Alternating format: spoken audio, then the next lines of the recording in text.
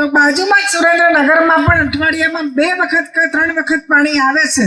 તમને પણ જાણીને નવાઈ થઈને કે મંત્રી પોતે સ્વીકારે છે કે સુરેન્દ્રનગરમાં પાણીની સમસ્યા છે। નમસ્કાર, ઇન્ડિયા વોઇસમાં હું છું આપની સાથે કમલેશ રોહિડા। સુરેન્દ્રનગરમાં છેલ્લા ઘણા વર્ષોથી પીવાના પાણીની તીવ્ર સમસ્યા છે, કારણ કે ત્યાં અઠવાડિયામાં 1 કે 2 દિવસ જ પાણી આવે છે।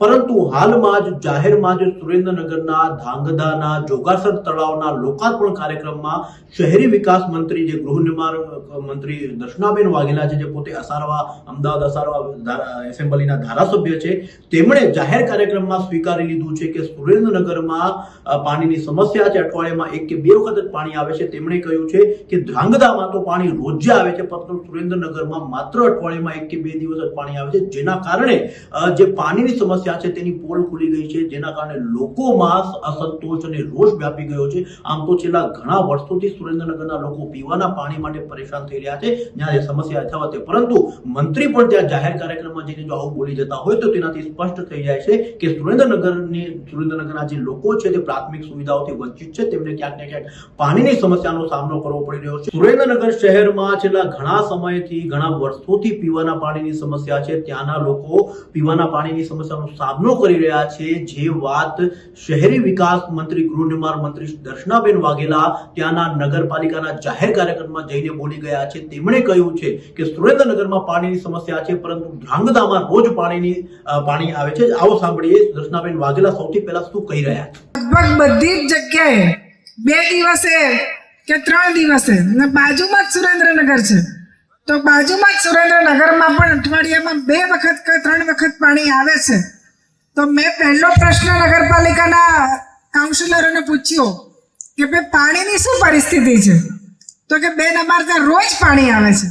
એટલે એ માટે પણ જે આપણા વડીલ હતા આઈકે સાહેબ, એમણે એમના સમયમાં ખૂબ સારો પ્રયત્ન કરી અને જે અત્યારે 24 કલાક પાણી મળે અને રોજ પાણી મળે છે એવા પ્રયત્ન કર્યા હતા, એટલે એ પણ ખૂબ સારું કામ છે।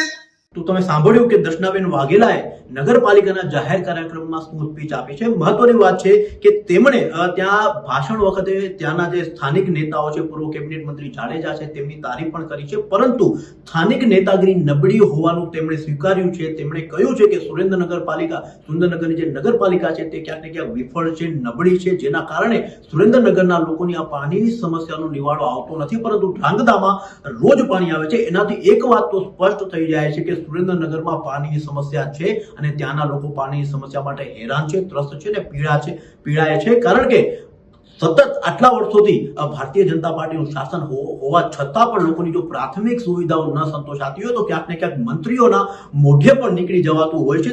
તેનું આપણે આજે સ્પષ્ટ ઉદાહરણ જોયું છે। આવનારા સમયમાં થઈ શકે એટલું જલ્દી આ સમસ્યાનો નિવારો નગરપાલિકા ત્યાંના સ્થાનિક રાજકીય નેતાઓ લાવવો પડે। મંત્રીના જાહેર કાર્યક્રમમાં સ્પીચ સામે આવ્યા બાદ એક વસ્તુ તો સ્પષ્ટ થઈ રહી છે કે પ્રધાનમંત્રીની જે યોજના છે, નળ સે જળ, ઘર ઘર સુધી જે પાણી પહોંચાડવાની યોજના છે, તે હજુ લોકોના ઘર સુધી નથી પહોંચી। તે સુરેન્દ્રનગરના લોકો દ્વારા આ સમસ્યા દ્વારા સાબિત થયું છે, ને હવે તો મંત્રી પણ બોલી ગયા છે, જેથી હવે નગરપાલિકાના નેતાઓએ તાત્કાલિક ધોરણે આ વસ્તુ પર સંજ્ઞાન લઈને જાગીને ત્યાંના લોકોની આ જે અસુવિધા છે, સમસ્યા છે, તેનો નિકાલ કરવો જોઈએ અને લોકોની સુખાકારી માટે ધ્યાન આપવું જોઈએ। આવા તમામ અપડેટ જોવા માટે આપ જોતા રહો ઇન્ડિયા વોઇસ। નમસ્કાર।